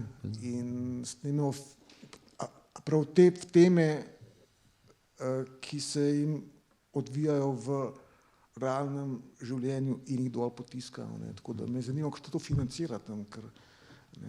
Filmski sklad ima zelo propulzivnega direktorja. Mislim, je en zanimiv fenomen, ki se mi zdi blazno interesanten. Zato, ne. Ena fascinantna zgodba zadnjih 20 let je seveda romunski film, ne, ki je, vse veš, kako je s temi valovi, slovo francoski val je v tej elementarni obliki zdržal samo par let, potem so se vsi razbežali vsak po svojemu koncu, ne. Potem se je nekako, bi rekel, umetno vzdržal ta mit, ne, francoskega vala, ne, tako da, ampak Romuni so neka neverjetna generacija. Vsi vemo, da najprej mora biti poštimane pač finance, ker če ni konstantnega financiranja filmske produkcije, potem imaš ti lahko najbolj talentirane ljudi na svetu, pa ne bodo mogli ustvarjati. Najhujš za ustvarjalca pa je, če ga prisilaš izselce iz svojega kulturnega miljeja, ne, je a ponavadi je to na zahod in potem iz tega avtora, bi rekel, izpuhti njegova čuša, ne, kar smo videli pri številnih iranskih režiserjih ali pa tudi kitajskih, tako naprej. Ne. Tako da to je zelo se spreminja. No. Mislim, da če govorimo o neki stalni prisotnosti, je dejansko tale romunski film en tak fenomen. Kitajci so se čist, bi rekel, skomercializirali, no, težko najdeš, mislim, so, ampak ne. A to, kar je bilo v 90-ih letih z Azijci, tega se žal zdaj že nekaj časa ni, no. Še posebej žal nam je sem za Hong Kong, ki je tako rekoč mrtev, ne. Hong Kong ne obstaja kot filmski center od leta pač od takrat, ko se je vrnil Kitajski. Mislim, vsako leto mu je padala ta ustvarjalnost tako v žanrskem filmu kot v tem tako imenovanem art filmu. Ne. Okay. Bom šli naprej, da več nam bo časa zmanjkalo. Zdaj je bil namenjen slot za Vladota in Vlado mi takole napisal. Najprej vam pa povem, kako njegove maili izgledajo, ker smo veliko danes govorili o formi pa vsebini, je nekaj zelo lepega v tem. On piše vse z malimi začetnicami stavke, ampak ko je pa treba veliko začetnico ime ali pa mesto, ga pa naredi. Noben stavk nima pike, ampak vejce so pa točno prav postavljene tam, kje morajo biti. Ne? Praktično vsaka vrstica je svoj stavek, zato je struktura verzov in tudi, kadar manjka vrstica, je točno se ve zakaj, ker je v bistvu naslednja kitica. In je dejansko je mail kot pesem. Ne? Ta pesem v mailu je preveč komplimentov zame in mi je zato neskromno, da bi bral, zato imam vsem priponko prebral. Priponka je pa dejansko zelo dobesedno za vprašanje, namreč vprašanje o našem scenosledu so bila: prosim, pripoveduj nam o pionirski dobi kinoteke pod Silvanom, relacija med kinotečnikom, ekranom in kinom in pa seveda v tistem driveu, ki človeka popelje za kamero, ker njegova vloga je bila, zakaj prestopiš na drugo stran kamere. O pionirski, zdaj pa Vlado prav takole, o pionirski dobi kinoteke v smislu risanja novega zemljevida slovenske filmske krajine, kajti kinoteka pod Silvanom je bila nič manj kot to, risanje novega zemljevida slovenske krajine, lahko mogoče celo bolje spregovori Majda, tako da ti je podal kot nogometnik. Ampak na drugo vprašanje pa že odgovoril in omenil točno to, kar si ti omenil. Ta nova skica slovenske filmske krajine je segla tudi na področje filmske publicistike. Nastale so nove knjižne zbirke. Silvan, Denis Valič in pozneje Andrej Šprah so to peljali. Periodika pa je bila skicirana približno takole. Koledar / kinotečnik, ki je bil namenjen propedeutiki, ekran kritiki, teoriji in sodobni filmski krajini v smislu festivalov, lanterna pa zgodovini. Za lanterno je zmanjkovalo časa in piscev, Ekran se je lovil na meji med zunaj in znotraj kinoteke in se v navezavi z Lifom posvečal predvsem aktualnim filmskim dogajanjem, tako da so mlade teoretske sile Šprah, Medem, Baskar, Maja Kranjc zagnali svoje kino, z veliko začetnico kino. Pa je pa ta tretji odgovor, ki je na nek način najbolj direktno odgovor na vprašanje, kaj te pelje na drugo stran. Prav, ko pišeš o filmu in ugotoviš, da pišeš o tem, kakšni bi filmi morali biti, bolj kot o tem, kakšni so, je mogoče prav, da se poskusiš sam lotiti takega filma. Ni pa bilo nobenega driva, nobene nujnosti filmskega ustvarjanja, tudi nobenega obračuna z etabliranim filmom. Najprej je bilo naključje, v oklepaju Stari most, potem situacija, v oklepaju Peterka, pozneje možnost, ki se je odprla s pričo določenega mednarodnega uspeha in prijaznih domačih odzivov. Poskusil sem izkoristiti to možnost, ki ni tako lahko dana vsakomur, sodelavci slediti filmskim utrinkom, ki so se porajali, se mogoče dotakniti življenja, ki se skriva tik za tem življenjem. In pol pravi, na projekciji očeta v Benetkah, oziroma oče v Benetkah, je prišlo iz publike vprašanje, ali se mi zdi tak odnos med očetom in sinom zares verjeten. Odgovoril sem, da umetnost ni verjetnostni račun, temveč poezija. Nekaj slišiš in zapoješ. Ko gledam na kritiko z te strani, pravi, se velikokrat spomnim Rilkejeve misli, da so umetnine neskončno samotne in da ni od njih nič bolj oddaljenega kakor kritika. Čeprav sem imel zapisi o svojem delu veliko sreče in je v njih prevladovala naklonjenost, razumevanje. In pol na koncu pravim, s te strani, pa tega v bistvu ne čutim tako. Pisanje o filmu in pisanje filma je vsaj pri meni na isti strani. In pol je na koncu rekel še pozdravi tovarišijo.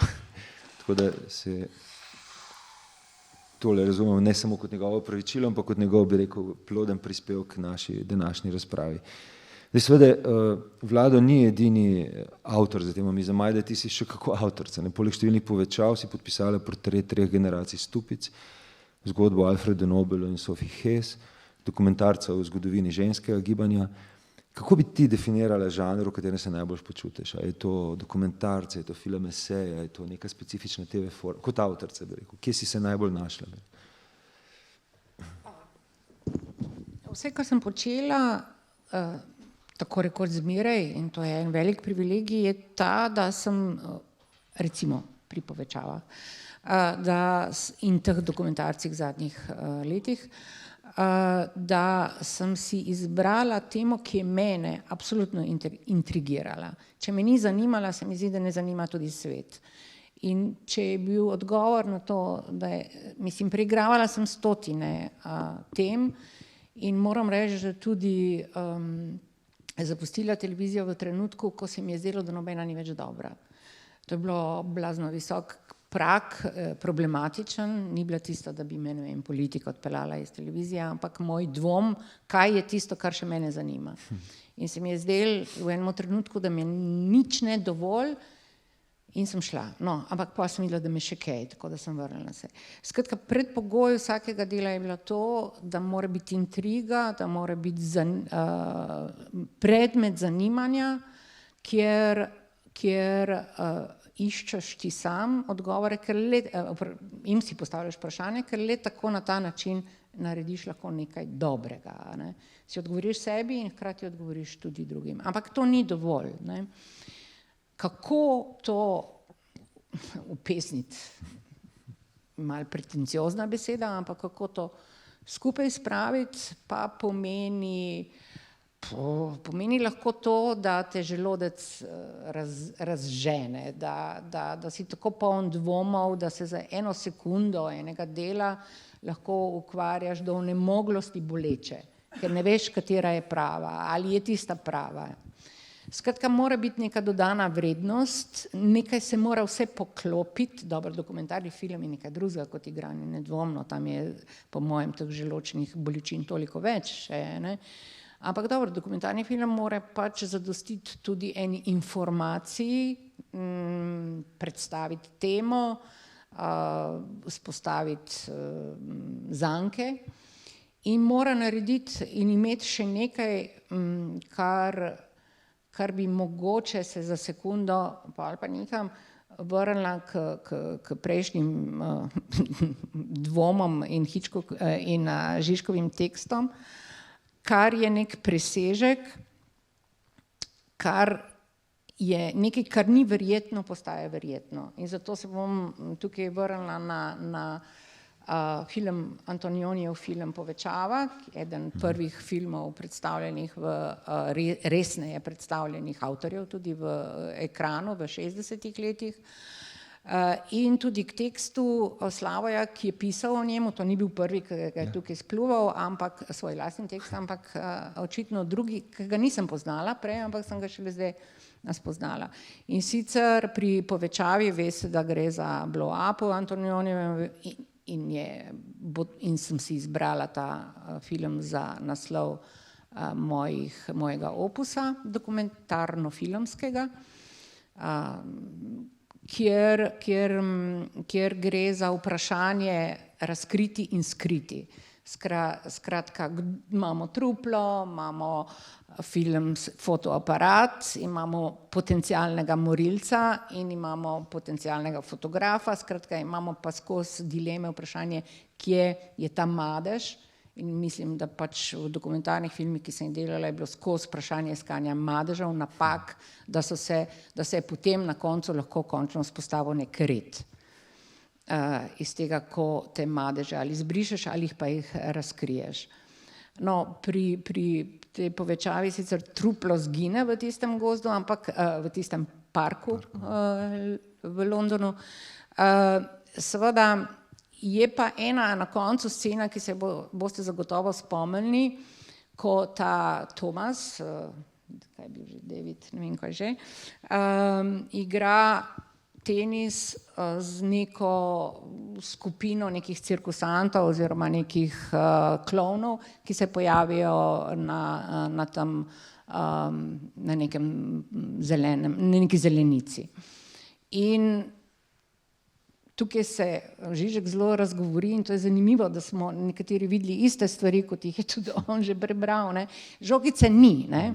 Ta skupina si podaja to žogico, odbija in Tomas tudi in vidimo te poglede čez mrežo, žogice ni, loparjev ni, ničesar ni, ampak so pogledi in so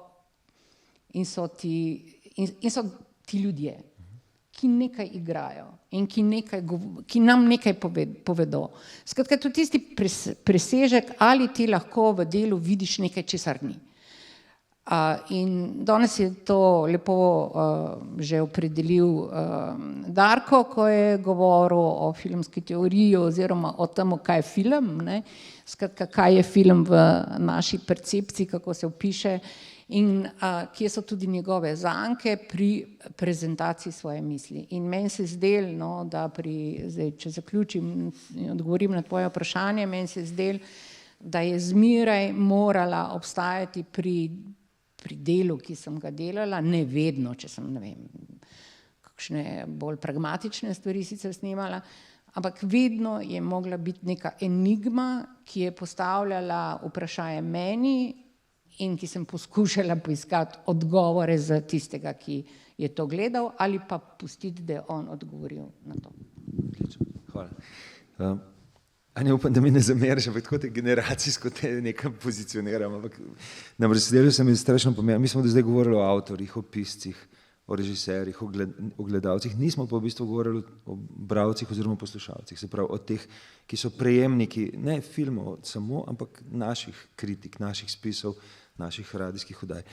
A lahko tvegaš in orišeš en generacijski portret sedanje generacije bralcev ekrana? Kaj gledajo, kako gledajo, kaj berejo, kako pišejo? Zato, da bomo morda potem na koncu vsi skupaj lahko odgovorili na izhodično vprašanje, kje pa je ekran v tem krajini zdaj? S kakšnim svetom imamo opravka? S kakšnim generacijami? O naročnikih ekrana sva se pogovarjali z Ano, ker sva se pripravljali na tole okroglo mizo in prišli do enega zanimivega zaključka. Namreč zelo malo naročnikov ali pa naročnic je v vrstah bivših pisk in piscev ekrana.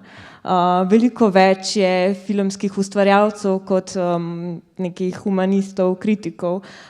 Veča se število študentov, je pa potem še ena ta nedefinirana sivina stalnih naročnikov, ki so nekako že od vedno tam na tisti listi ekrana. Tako da ja, ampak za neke resnejše analize občinstva pa seveda ni sredstev. Ampak ok, če grem pa naprej k vprašanju, kaj gledajo današnji naročnice in naročniki ekrana, vse. Ker za razliko od nekoč je danes film dosti bolj dostopen.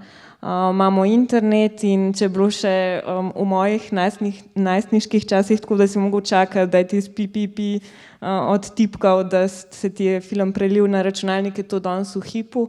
Tako da v bistvu je neko mogoče bolj zanimivejše vprašanje način gledanja. In če imamo neko mogoče stereotipno idejo, da danes mlajše generacije gledajo prek drugačnih zaslonov, prek telefonov, računalniških zaslonov in tako, ja, ampak v tistih trenutkih potem vizualni, filmski medij ali pa neko serijo dojema na nek drug način, kot pač neko mašilo, neko prostočasni odvod, medtem ko, če se pogovarja z mladimi, kar imam pač priložnost početi recimo v okviru Kinotripa, ugotoviš, da je še vedno tista največja in najpomembnejša izkušnja za njih gledati film v dvorani na velikem platnu in s telefoni zaprtimi in skritimi v žepu, tako da. Mislim, da smo lahko optimistični. Fajn. Zdelo se mi je pomembno to slišati, zato ker je zadnji krog, ali pa predzadnji krog naše okrogle mize namenjen debati o modusih gledanja in branja, ker so nas kuratorji vprašali, kakšna sta vloga in strukturni položaj ekrana v današnji kulturni krajini in kako, če sploh lahko filmska teorija pomaga sooblikovati audiovizualno kulturo. Zdi se mi prav, da o vlogi in položaju ekrana najprej tebe vprašam. Kot si vendarle zanj glavna in odgovorna. Kako vidiš, bi rekel, vlogo onstran 550 prejemnikov naklade, koliko se ti krogi še širijo? Ja, mislim, da se je to zelo lepo pokazalo, predvsem letos, ko smo praznovali 60-letnico in smo se zelo veliko vračali v arhiv ekrana. In ekran je res en izjemno pomemben dokument filmskega dogajanja pri nas in mislim, to je ena zelo res pomembna stvar, da imamo vse te zapise, intervjuje, kritike, razmisleke. Mislim, prav neverjetno je v bistvu, kaj vse res najdeš na teh zdaj res že skoraj neštetih filmskih stranih ekrana. Tako da tukaj je vsekakor ena ta zelo pomembna vloga tega dokumenta. Tako ga tudi jaz pač doživljam, hkrati je pa zelo pomemben igralec vedno bil v nekem soustvarjanju filmske kulture. Anja je že omenila, da smo lani ponovno zaštartali Ekranov filmsko-kritiški krožek, da prav za delo z mladimi, ker mislim, da je to zelo pomembna naloga tudi ekrana. Tukaj je ekran v bistvu kot ena revija, ki vzpodbuja in razvija in ohranja tudi domačo publicistiko. Tukaj mislim, da tudi igra zelo neprecenljivo vlogo, sploh glede na to, da je ena redkih revij, ki izhaja v redni periodiki, zaenkrat še, pa upam, da tudi v nadaljevanju. Ne vem, tukaj je res toliko enega znanja, enih izkušenj, enih čudovitih ljudi, ena zelo pomembna skupnost, ki dejansko soustvarja celotno to naše filmsko polje, od festivalov do filmskih študijev, do kinoteke, do kinodvora in vse je zelo tako lepo prepleteno z enimi temi srebrnimi nitmi. Majda, ker vprašanje zadeva audiovizualno krajino in kulturo, ti si bila v vlogi in zakonodajalke kot poslanka in ministrica, ki je na nek način kreirala pogoje te krajine. A je ena taka hard revija tiskana še vedno lahko eden od stebrov tega ustvarjanja audiovizualne kulture? Ja, glej, zavisi, koga vprašaš to, ne? Ja, seveda, jasno, da je, ne? In v bistvu se z distančnim pogledom, s časovnim pogledom, ne, dejansko izkazuje to, kot smo zapisali, ne, da je to banka spominov, ne, čista banka, ne. Ne bom rekla zdaj, ker marsikdo, pogosto so bila ta pojavijo vprašanja, ali vpliva na slovenski film, ali je zaradi pisanja, ne samo kritiškega, tudi teoretskega, drugačna produkcija ali kakorkoli, ali je tukaj kakšna korelacija. Jaz mislim, da se s tem ne bi smeli obremenjevati, ne, absolutno, ampak dojemati še naprej in upam, da čim dlje in čim bolje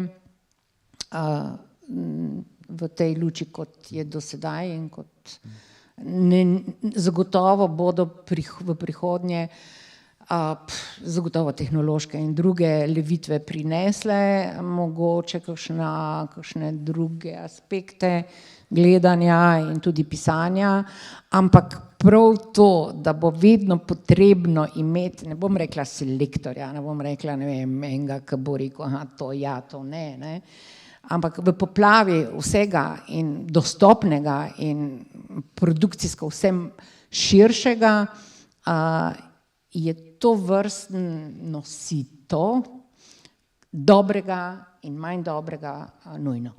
Bo tudi nujno v prihodnje.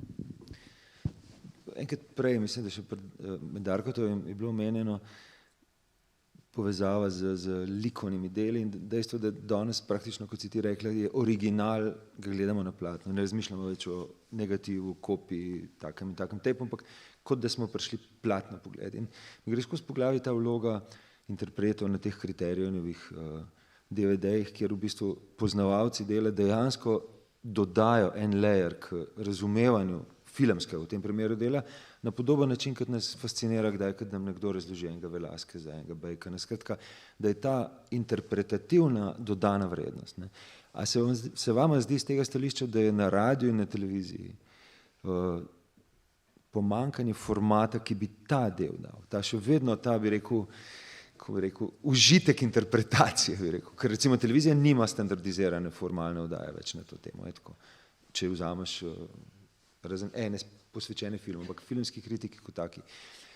Na radiju je to teže, razumem, ampak vidiš, bi rekel, način, da bi se ta žar interpretacije, bi rekel, onstran teorije, onstran publicistike, tudi skozi radijski medij, podcaste, prenesel noter, bi rekel. Ja, jaz mislim, da definitivno.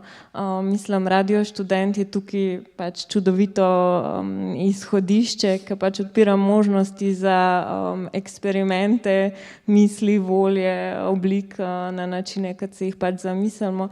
Tako da, ja, zato je pomembno ohranjati Radio Študent ali nekaj, kar že govorimo 60 let, ne. Tako da, ja, mislim, itak se mi pa zdi, da ima radio navkljub pač manjku vizualnega, pač z glasom lahko in v bistvu z izrabo zvočne slike lahko pove pač vse. Tako da. Hvala. Simon, vprašanje osnovno je, kakšni sta vloga in strukturni položaj ekranov v današnji kulturni krajini? Ja. No, če se navežem na prejšnje, sem hotel reči, da Jožeta Hudečka že dolgo ni več, ne, on je bil ena taka persona, se mi zdi, takrat še v 80-ih, zgodnjih 90-ih let, skratka nek zelo klasni, robati kulturni komentator, ne, ki je, mislim, da celo v 9-dnevniku imel svojih, ne vem koliko, 3-4 minute, ne, to je bila takrat še nek fenomen, skratka, za film tega seveda nismo nikoli imeli, torej seveda razen majhnih oddaje v filmu, ne, tako da.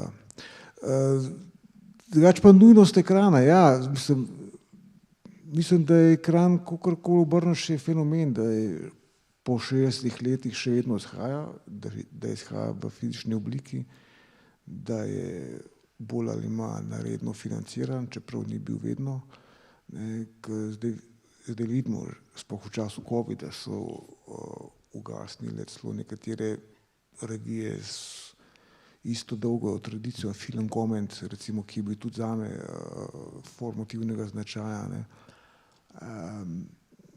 Ga ni že 3 leta, ne, sicer izhajajo neke digitalna pisma, ki jo pišejo občasno, zdaj in je na podoben način je bil financiran, njih so financirali, mislim, da Lincolnov center v New Yorku, ne, pač ekran, mislim, pač preko hišna institucija. Ne, tako da,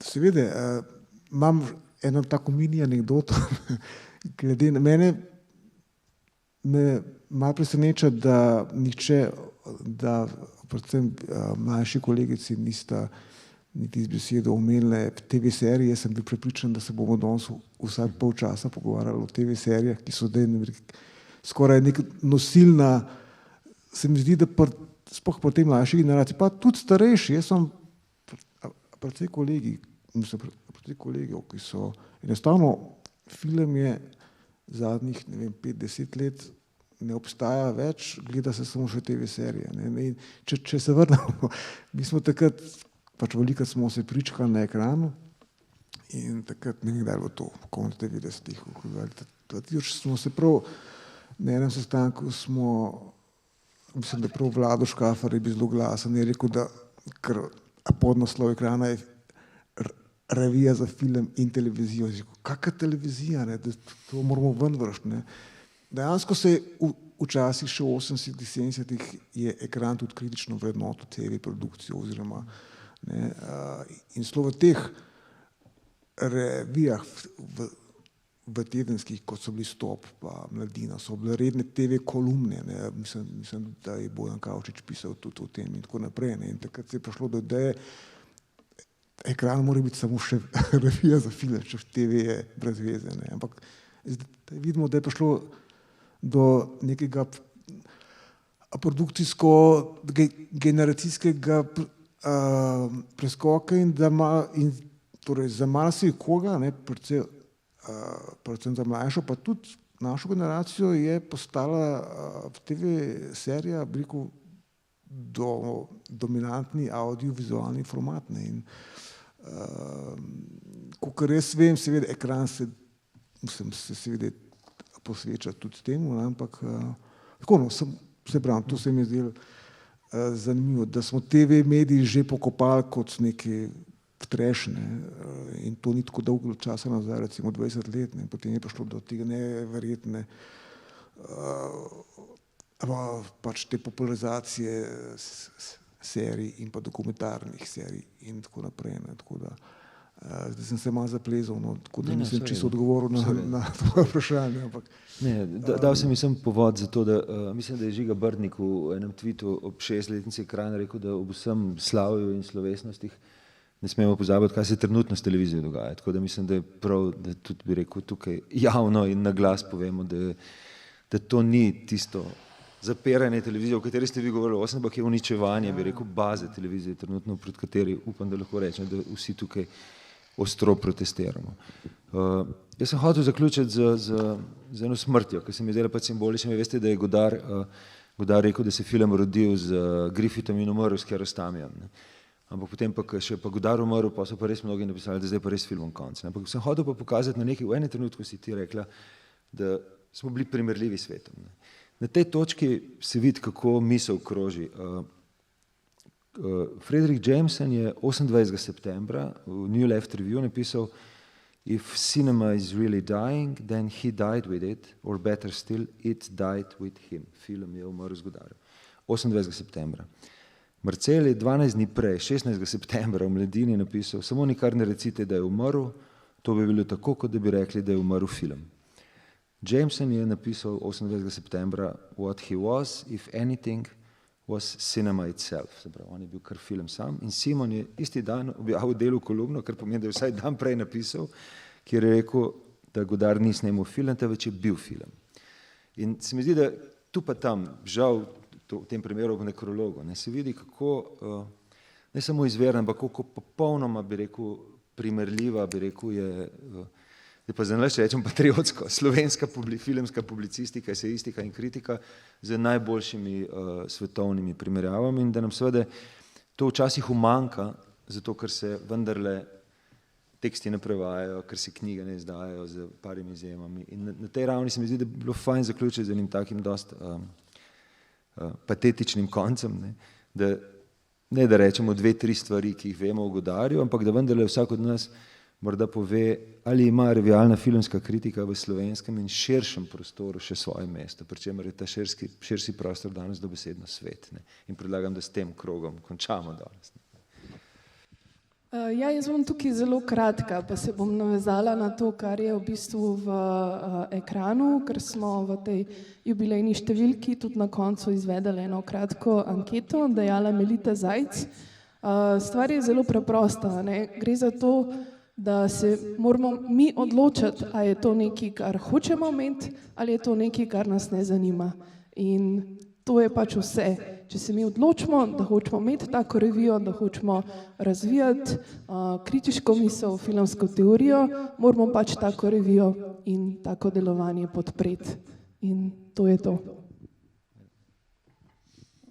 Ni dileme tukaj. Ne samo ekran, ampak če smo že govorili o televiziji, mislim, najbolj žlahten medij možen, televizijski medij, ki ima vpisan v ekran svojega izdajatelja, nima trenutno nobene analitične oddaje ali kakorkoli interpretacije filma. To bo imelo velike posledice s tem, ko kliče dobesedno k tem vsem možnostim. Vsak kader bi moral doživeti neko analizo, ampak je pa tudi res, da so časi v smislu reprodukcije filmskih del na način analitičnega dela popolnoma nenaklonjeni, ker so dostikrat omejeni z avtorskimi pravicami, ki so postali grozni. Koliko so meje tvojega sveta, meje tvojega jezika in koliko si prizadevaš jih preseči s tem, da se prevajaš, da se publiciraš v tujini? Imaš to ambicijo, imaš to željo? Ne. Jaz ful rada ustvarjam in pišem v slovenščini, tako da mene v bistvu zanima delovati v slovenskem okolju, v slovenskem jeziku. Tako da mislim tudi, da ekran pač ima prihodnost, pač ki ne potrebuje prav zares argumenta, ker če je imel v 60-ih še 3000 naklade, danes 550, mislim, te številke v resnici ne govorijo zares o tem, da bi, ne vem, se sama kvaliteta ekrana ali pa karkoli spremenili, pač spremenili so se načini, ne vem, branja, načini, kako v bistvu informacije vstopajo v naš prostor, ampak tisk bo pač ostal tako, ne vem, kot gramofonska plošča ali pa filmski trak, po mojem, zavedno z nami. Jaz mislim, da je zelo pomembno, da ekran ostane ne glede na trende, ki bodo v bodočih letih še prihajali, pač da ostane v fizični obliki, ker jaz to opažam, da odkar je internet prevzel to vse v filmski misli, je to tako rekoč čist anglosaško-centrično zdaj. V filmu celo francoske revije, kot so Pozitiv, kaj je Cinema, ki se bi včasih, o teh revijah se je vedno govorili, tudi če nisi znal francosko, moja francoščina je, se znajdem, ampak ne, in sem spremljal dolg čas, ampak zdaj tudi tako s prestavitvijo medijev na splet je dejansko ta dominacija angleščine je tako močna, da celo, se pravim, te velike tradicionalne francoske revije ali pa italijanske revije so itak večinoma so pocrkale, a Bianco in Nero že dolg časa in tako dalje. Tako da zelo pomembno se mi zdi, da bo v hipu, ko bo ekran pristal ali pa bo morda prisiljen nekega dne pristati na to, da bo enostavno cena tiska postaviti tako visoka, da boš na splet, se bojim, da bo takrat to, upam, da ne, ampak da bi to lahko bil začetek konca. Tako da se mi zdi, da ta fizična forma, da tudi ohranja interes morda malo številnega, ampak vendarle nekega bralstva, ki bo verjetno bo obstajalo pač, dokler se bodo vrteli dobri filmi, dokler bomo imeli slovensko kinoteko in pa tako dalje. Tako da mislim, da je tle ta prehod na splet, da je bil konec marsikaterega, ne samo filmskega medija, ampak na splošno. teh kvalitetnejših medijev, ne, ki so potem nekako postali relevantni, ker so enostavno so jih skazile, bi rekel, ne, te velike korporativne entitete, whatever, no. Tako da mislim, da je to pomembno, no, da isto kot so vsi so pokopali fizično knjigo, pa da vidimo, da se vrača, ne, da se dvigajo naklade spet. Ne, mislim, da je za vsakršno revijo, ki poskuša neko kritično misel razvijati, ne, torej, da ohranja to fizično obliko. Ne. To je pač moja... Hvala, ja. To sicer nisem siguren, ampak... Ne boste verjeli, 2 uri smo se pogovarjali, tako da če slučajno še koga kaj zanima, izvolite, drugače imam pa jaz pripravljeno odpoved. Izvolite.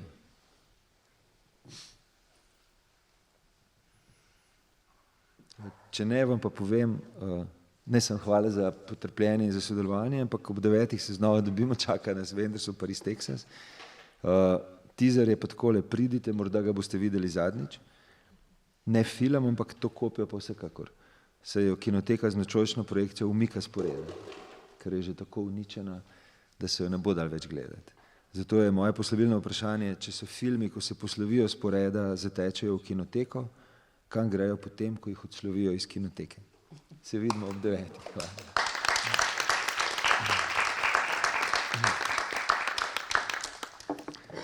Hvala sem.